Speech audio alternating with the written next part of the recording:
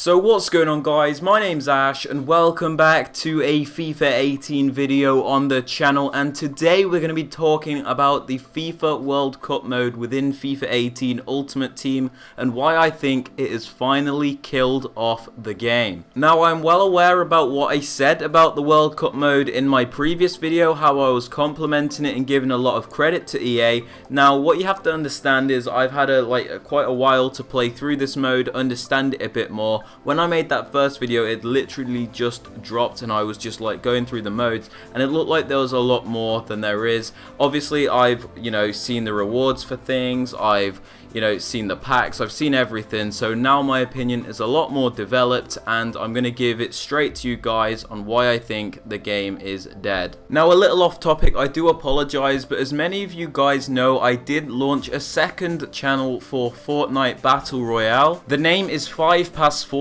and the link is down in the description below if you want to go ahead and check it out. Now, there is a giveaway going on for when the channel hits 1,000 subscribers, if it ever does, and it is a £50 Xbox P or PSN gift card, and all you have to do to enter is like the recent videos, subscribe to the channel and comment giveaway on the videos so I know you've been following the steps. Just putting it out there, the recent video was pretty funny. We went up to max height with about 6 ramps and we actually won the game, so if you want to go and check that out, link is on the screen. But anyway guys, let's talk about this FIFA World Cup mode and why I think it's finally killed off the game. Let's cast our minds back to a few weeks ago before this mode was released, and let's look at the current state of this game.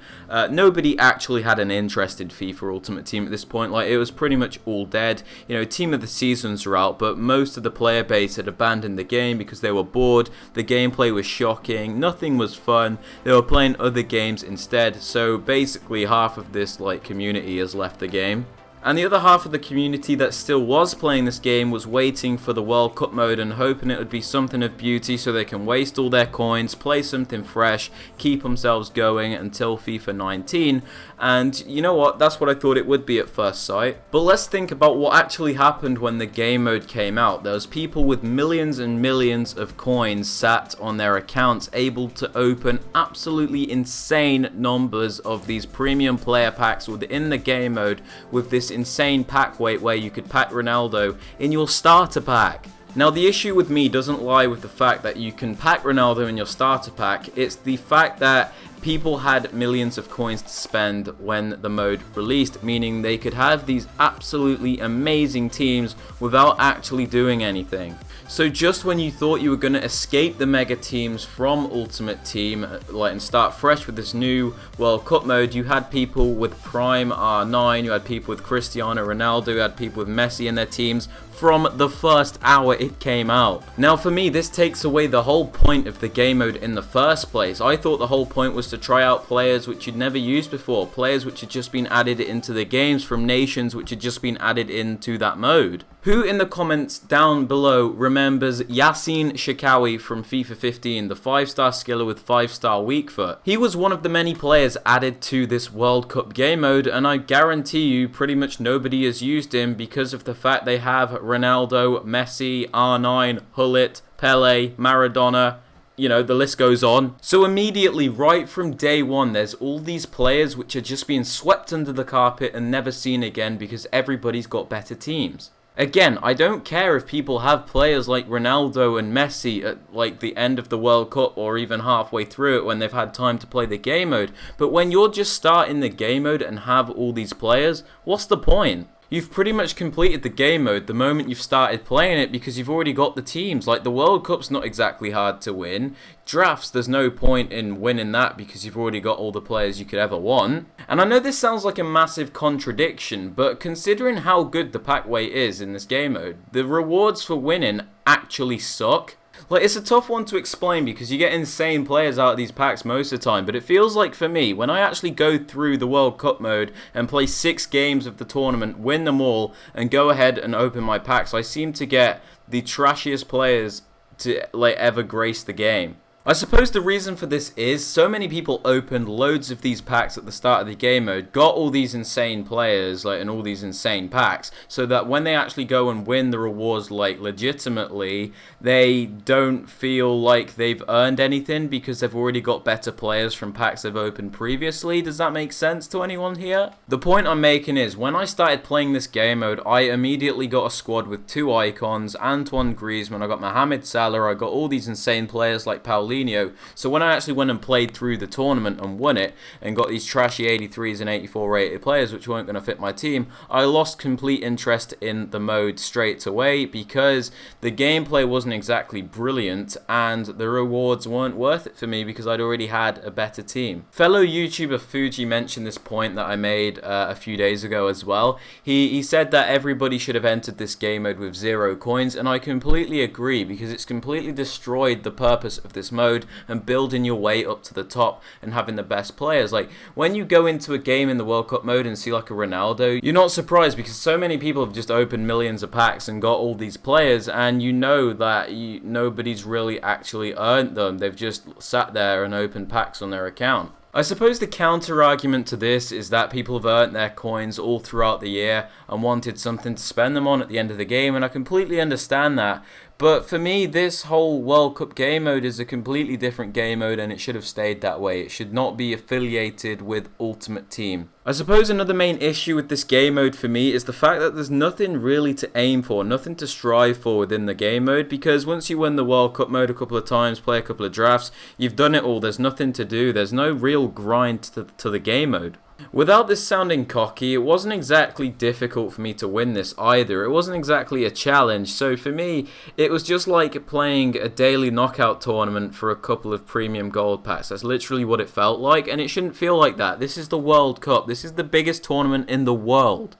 I know this probably sounds like quite a lot to ask from EA and it sounds pretty unreasonable, but I thought they should have added some sort of competitive structure to the mode so you get matched against people that are on your level and you know your rank. You know, like every time you win the World Cup or get a certain place in the World Cup, you get up to rank or you get down to rank, and depending on what rank you are, like if you win the World Cup when you're in a higher rank, you get better rewards, that kind of thing. Something to actually, you know, separate players, something to make you want to improve. Because to be completely honest with you, I could probably go and win this tournament 3 to 4 times a day, and I'm not just being cocky. Like, I don't just say that to sound like an asshole. Like, I genuinely probably could win it about 3 to 4 times a day, but there's nothing to make me want to do that because the gameplay's not good, the rewards are pretty shocking, and it's not difficult. I can't be the only one here which wishes they added some sort of player upgrade system for this mode. So like your Ronaldo starts at an 86 and you have to grind to get him up to a 95 or something like that. Each player has a maximum rating, but you have to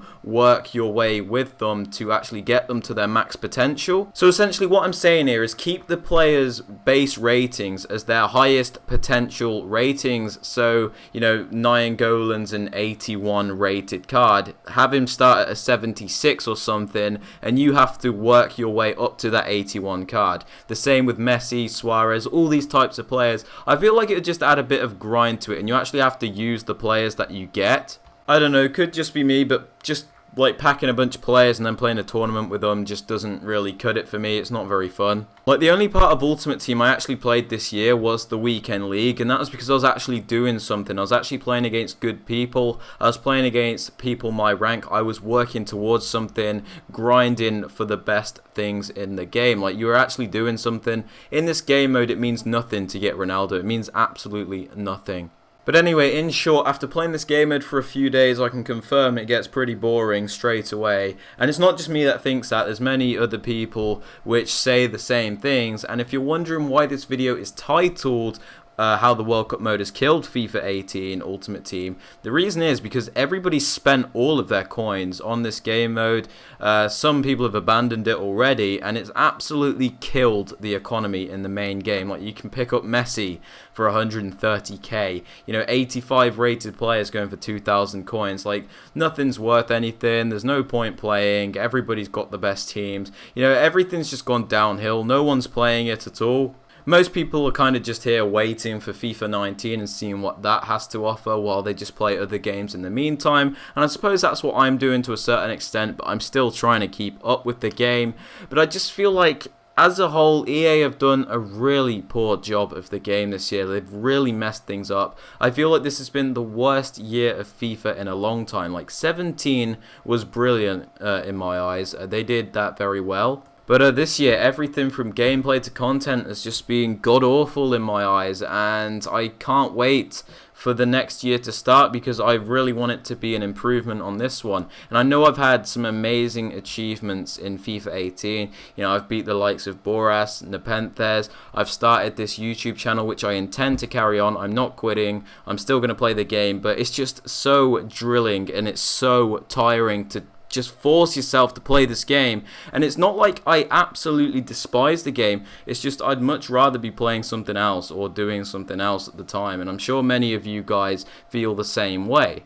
But yeah, just to confirm, I'm still going to be playing FIFA 18. You're not going to get rid of me that easily. But yeah, if you have enjoyed this video or found it informative of the sorts or whatever, I would appreciate it if you could drop this video a thumbs up and subscribe to the channel if you are new, so you never miss out on any videos like this one. We're going to be looking at FIFA 19 news as soon as that starts coming up. We're going to be looking at all the new content in FIFA World Cup mode. If they add any, you know, I'll be right on it, don't worry. But yeah, this was just a video of me explaining and expressing my views on the World Cup mode, so be sure to leave yours down in the comments. If you disagree, agree, just say what you like about the mode down below.